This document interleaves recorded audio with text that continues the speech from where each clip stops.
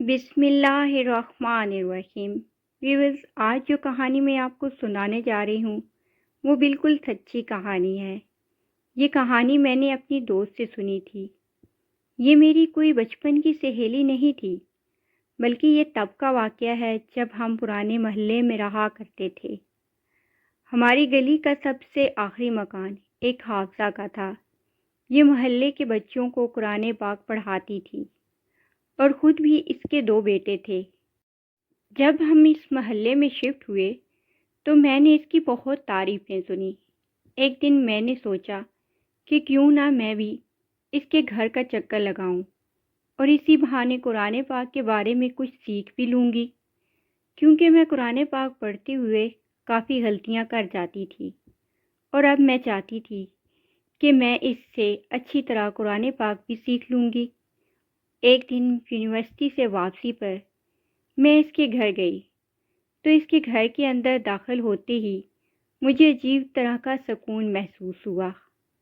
گھر کا بیرونی دروازہ ہر وقت کھلا رہتا تھا، شاید اس لیے کہ بچوں کا آنا جانا لگا رہتا تھا، اور یوں بھی محلے میں اس کی شہرت بہت اچھی تھی۔ خیر، وہ بتاتی چلوں کہ اس کے گھر میں داخل ہوتے ہی مجھے ایک عجیب طرح کے سکون اور ٹھنڈک کا احساس ہوا۔ یہ تب کی بات ہے جب گرمیاں اپنے جوبن پر تھیں۔ باہر سخت گرمی تھی مگر اس کے گھر میں ٹھنڈک تھی۔ شاید اس کی وجہ یہ بھی تھی کہ اس کا گھر محلے میں سب سے اونچا تھا۔ صحن میں اونچے اونچے درخت تھے اور دیواروں پر بیلیں تھیں۔ میں اس کے گھر داخل ہوئی تو اس نے میرا پرتپاک استقبال کیا۔ میں نے بتایا کہ ہم محلے میں نئے آئے ہیں اور میں اس سے قرآن پاک سیکھنا چاہتی ہوں۔ اس سے مل کر میں بے حد متاثر ہوئی تھی۔ اس کے چہرے پہ ایک عجیب سا نور تھا اور وہ معمولی سے کپڑوں میں بھی کسی حسین پری سے کم نہیں لگ رہی تھی۔ جب وہ تلاوت کرتی تو میں اس کی آواز میں کہیں کھو ہی جاتی تھی۔ اپنی صورت کے ساتھ ساتھ وہ ایک حسین سیرت کی بھی مالک تھی۔ اس کے گھر میں سبھی آنے والے بچوں سے تقریباً میری دوستی ہو چکی تھی، مگر اس کی اپنے بچے مجھ سے بات نہیں کرتے تھے اور نہ ہی زیادہ سامنے آتے تھے۔ آخر ایک دن میں نے ہمت کر کے صوفیہ سے پوچھ ہی لیا کہ صوفیہ، تمہارے بچے آخر کس پر گئے ہیں؟ بھلے وہ بہت ہی خوبصورت تھی، مگر اس کے بچوں کی نیلی آنکھیں اور سنہری بال مجھے اس بات پہ یقین نہیں کرنے دیتے تھے کہ وہ اسی کی اولاد ہے، کیونکہ اس کی گہری کالی آنکھیں اور گہرے کالے بال تھے۔ میری بات پر وہ دھیرے سے مسکرائی اور ابھی اس نے کچھ کہنے کے لیے لب کھولے ہی تھے کہ مغرب کی اذان ہونے لگی۔ وہ اذان کے احترام میں خاموش ہو گئی، مگر پھر میرے گھر جانے کا وقت بھی ہو گیا تھا۔ میں نے اس سے اجازت لی اور کل آنے کا وعدہ کر کے واپس گھر آ گئی، مگر میرا ذہن بے چین ہو چکا تھا۔ نہ ہی میں نے کبھی اس کے شوہر کو دیکھا تھا اور نہ ہی اس کے گھر میں کوئی اور رہتا تھا۔ میں نے صوفیہ کے گھر میں کبھی کسی اور کو نہیں دیکھا اور نہ ہی محلے والے اس کے بارے میں جانتے تھے کہ وہ کون ہے اور کہاں سے آئی ہے۔ بس اس کی شرافت کی وجہ سے اس کی عزت کرتے تھے۔ وہ کم گو تھی اور اپنے کام سے کام رکھتی تھی۔ میرے ساتھ اس کی خاصی دوستی ہو چکی تھی، لہٰذا اب وہ مجھ پر اعتبار کرنے لگی تھی۔ اگلے دن میں اس کے گھر گئی تو کل والا سوال میرے ذہن میں موجود ہی تھا۔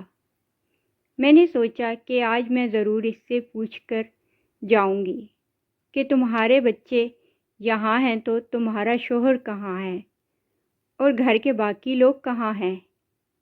جب میں نے بہت اصرار کیا تو آخر اس نے مجھے بتانا ہی مناسب سمجھا۔ کہنے لگی کہ میں ایک قاری کی بیٹی ہوں۔ ہمارے ابا نے شادی کے بعد امی کو قرآن پاک خود پڑھایا تھا اور اس کے بعد ہم تینوں بہنوں کو بھی قرآن پاک امی نے ہی سکھایا تھا۔ میری بڑی 2 بہنوں کی شادی ہو چکی تھی اور میں گھر میں اکیلی تھی۔ چاند رات والے دن میں اپنی خالہ کے ساتھ چوڑیاں لینے بازار گئی، کیونکہ میری امی بازاروں کے چکر نہیں لگاتی تھیں۔ لیکن میں چھوٹی تھی، مجھے اپنا شوق تو پورا کرنا ہی تھا، اس لیے امی نے مجھے خالہ اور خالہ کی بیٹیوں کے ساتھ بازار بھیج دیا۔ مگر میں کیا جانتی تھی کہ یہ عید میرے لیے قیامت ہوگی۔ بتاتی چلوں کہ میرے ابو مسجد کے امام اور قاری تھے۔ ہماری رہائش مسجد کے ساتھ جڑے ہی ایک کوارٹر میں ہوا کرتی تھی۔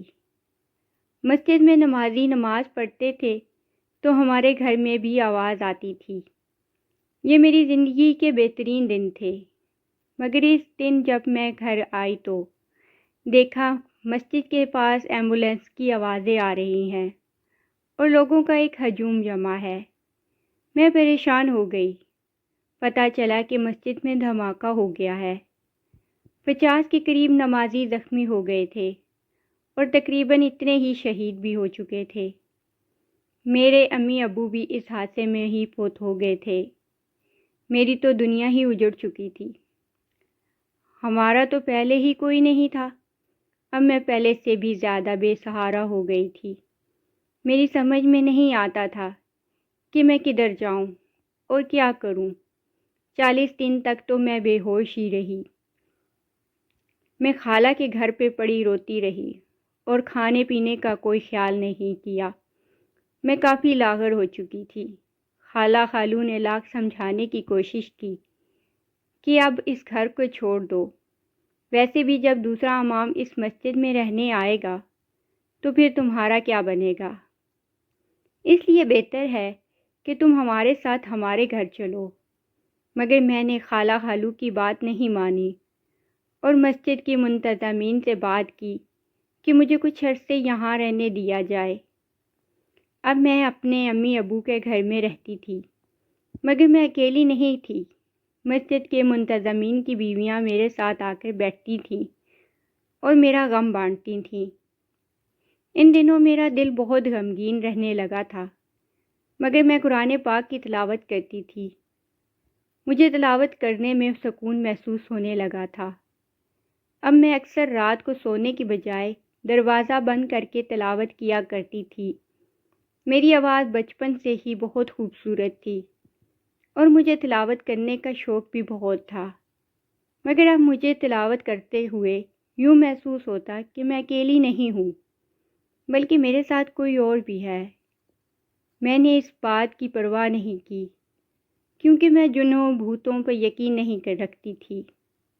اگر یقین تھا تو اس بات پر زیادہ یقین تھا کہ نماز اور قرآن پاک پڑھنے والوں کو کوئی چیز نقصان نہیں پہنچا سکتی۔ لہٰذا میں اس بات سے لاپرواہ تھی کہ میرے ساتھ کوئی سایہ یا جن ہے۔ حالانکہ اس بات کا کئی بار مجھے اشارہ بھی مل چکا تھا۔ مثلاً ایک دن میں قرآن پاک پڑھتے پڑھتے جائے نماز پر ہی سو گئی، مگر جب اٹھی تو میرے اوپر کسی نے رضائی تان رکھ دی تھی اور میں جائے نماز کی بجائے اپنے بیڈ پہ لیٹی ہوئی تھی۔ اس بات پر میں کافی حیران ہوئی، مگر پھر غور کرنے کو باقی چیزیں بہت تھیں، اس لیے میں یہ بات بھول بھال گئی۔ مگر اب یہ روز کا معمول ہی بن چکا تھا۔ میں اکثر قرآن پاک پڑھتے پڑھتے جائے نماز پر سو جاتی اور میری آنکھ میرے بستر پہ کھلتی تھی، مگر نہ جانے کیوں اکیلے ہونے کے باوجود اس بات نے مجھے خوفزدہ بالکل بھی نہیں کیا۔ میں نے اپنے معمول جاری رکھا اور دن رات قرآن پاک کی تلاوت میں مصروف رہتی۔ مگر ایک دن عجیب واقعہ ہوا۔ اس واقعے نے میری ساری زندگی بدل کے رکھ دی تھی۔ ہوا یوں کہ میں 14 شعبان کی رات تھی اور میں نے عبادت کا خاص انتظام کیا تھا۔ اس رات میں نے اپنے امی ابو کے لیے خصوصی دعائیں مانگنی تھیں۔ میری عادت تھی کہ میں عبادت بھی تیار ہو کر بند سنور کے کرتی تھی، کیونکہ میرے خیال میں یہ عبادت کرنے کا صحیح طریقہ تھا۔ اس دن بھی میں نے اپنا سفید اجلا لباس پہنا، بالوں کو کنگھی کی، خوشبو لگائی اور جائے نماز پر آ کے بیٹھ گئی۔ یہ تقریباً کوئی رات 12 بجے کا وقت تھا۔ جب چاندنی میری کھڑکی سے چھن کر آ رہی تھی۔ ماحول بہت پرکیف تھا اور رات انتہائی خاموش تھی۔ میں نے کھڑکی کے آگے جائے نماز بچھائی اور عبادت میں مشغول ہو گئی۔ کچھ نوافل ادا کرنے کے بعد میں نے دوبارہ سے تلاوت شروع کر دی تھی۔ ایسے میں مجھے لگا کہ کوئی سایہ سا اندر آیا ہے۔ یہ سفید رنگ کا ہولا تھا اور ہوا کے ساتھ ہی خوشبو کا ایک جھونکا بھی کھڑکی سے اندر آیا تھا۔ رات کے اس پر خوف زدہ ہونے کی بجائے مجھے اس سائے کی وجہ سے عجیب سا سرور محسوس ہونے لگا تھا۔ میں نے جائے نماز سے نظریں ہٹا کر اس کی طرف دیکھا تو وہ انتہائی خوبصورت نوجوان تھا۔ مجھے یوں لگا کہ میں کوئی خواب دیکھ رہی ہوں۔ اس کی آنکھیں گہری نیلی اور بال سنہری تھے۔ اس نے بھی میری طرح سفید رنگ کا لباس پہن رکھا تھا۔ ہمارے گھر میں شروع سے ہی پردے کا ماحول تھا اور میں نے بھی کبھی اپنے کزنوں تک سے بات نہیں کی تھی، مگر یہ شخص دیکھ کر مجھے اپنے دل پر اختیار نہیں رہا تھا۔ میں بے اختیار اسے دیکھے چلی جا رہی تھی۔ میں نے اتنا حسین چہرہ زندگی بھر نہیں دیکھا تھا۔ ابھی میں اسے دیکھنے میں ہی مگن تھی کہ وہ میرے پاس آیا اور گھٹنوں کے بل بیٹھ گیا۔ وہ مجھ سے ہم کلام ہوا تو مجھے یوں لگا کہ جیسے یہ چاندنی رات تھم گئی ہو۔ مجھے اپنے آپ پہ یقین نہیں آ رہا تھا۔ لگ رہا تھا جیسے یہ کوئی خواب ہے۔ اس نے مجھ سے محبت کا اظہار کیا۔ اس نے اپنا نام رحمان بتایا اور کہنے لگا کہ میں ایک مسلمان جن ہوں۔ ایک دن میں اپنے قافلے کے ساتھ یہاں سے گزر رہا تھا کہ میں نے تمہاری تلاوت کی آواز سنی اور میں رکے بغیر نہیں رہ سکا۔ میں تمہارے گھر اسی کھڑکی سے اندر آیا تھا اور میں نے تمہیں دیکھا تو میں تم پر فدا ہی ہو گیا۔ مجھے یوں لگا کہ کوئی پری آسمان سے زمین پر اتر آئی ہے۔ پہلے میں نے تمہیں اپنے جادوئی شیشے میں قید کر لیا اور اپنی جگہ پہ بیٹھے بیٹھے ہی تمہیں دیکھنے لگا۔ پھر مجھ سے رہا نہیں گیا۔ میں تمہارے ساتھ اسی کمرے میں رہنے لگا، تمہارا خیال رکھتا تھا۔ میں نے تمہیں پریشان کرنا مناسب نہیں سمجھا، تو آج میں نے سوچا کہ ہمت کر کے تمہیں سب کچھ بتا ہی دوں گا۔ میں تم سے محبت کرتا ہوں اور شادی کروں گا۔ میں اپنی دنیا چھوڑ کر تمہاری دنیا میں آ جاؤں گا۔ تمہاری طرح کا انسان بن کے رہوں گا، مگر خدارا میری محبت کو ٹھکراؤ مت۔ میں ادھر ہر قدم پہ تمہارا ساتھ دوں گا، تمہارے سارے خواب پورے کر دوں گا اور تمہاری زندگی سے غموں کو مٹا دوں گا۔ مجھے اس نے بولنے کا موقع ہی نہیں دیا تھا۔ میں حیرت زدہ نظروں سے اسے دیکھے جا رہی تھی۔ یہ سب کچھ مجھے بہت حسین لگ رہا تھا۔ شاید اس نے میری آنکھوں میں میرا جواب پڑھ لیا تھا۔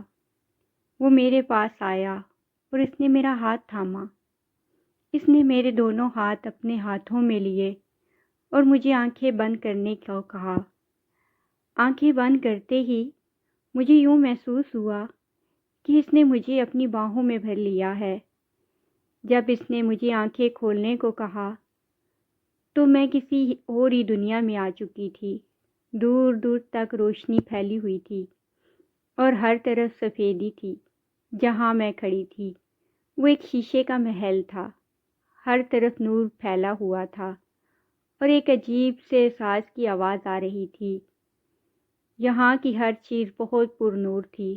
رحمان میرا ہاتھ تھامے مجھے لے کر آگے بڑھا تو 10 سال کی چھوٹی چھوٹی بچیوں نے میرا استقبال کیا۔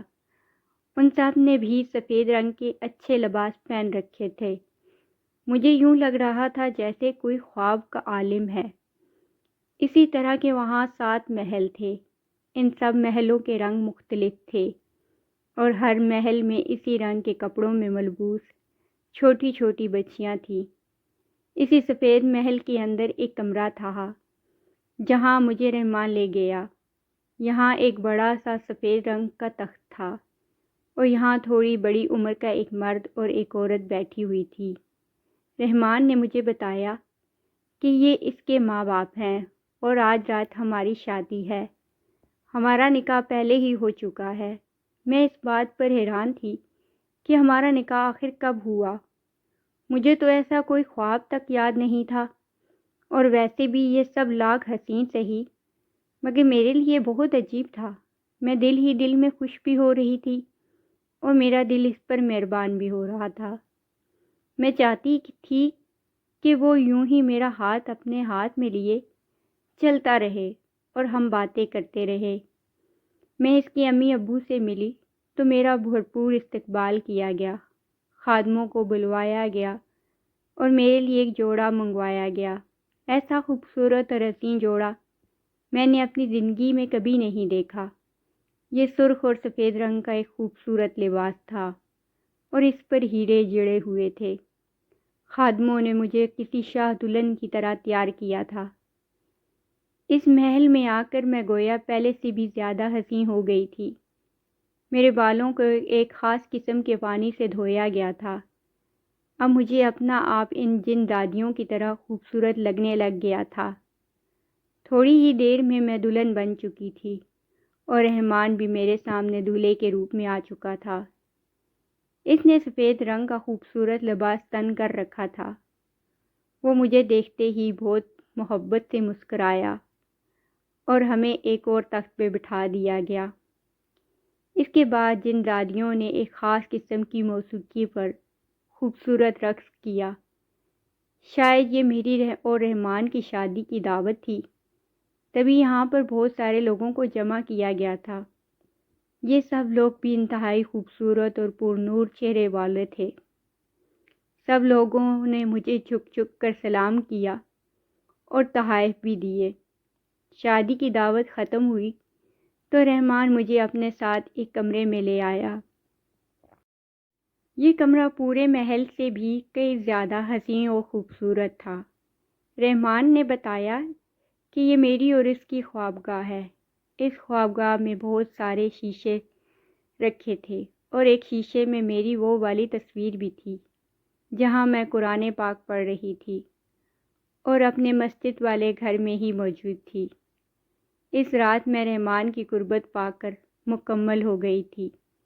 جب میری آنکھ کھلی تو میں اپنے مسجد والے گھر میں ہی تھی، مگر میں اکیلی نہیں تھی۔ میرے پہلو میں وہی نوجوان سویا ہوا تھا۔ اگلی صبح وہ مجھے مسجد والے گھر سے نکال کر اس گھر میں لے آیا تھا۔ جب میں یہاں آئی تو میں امید سے تھی۔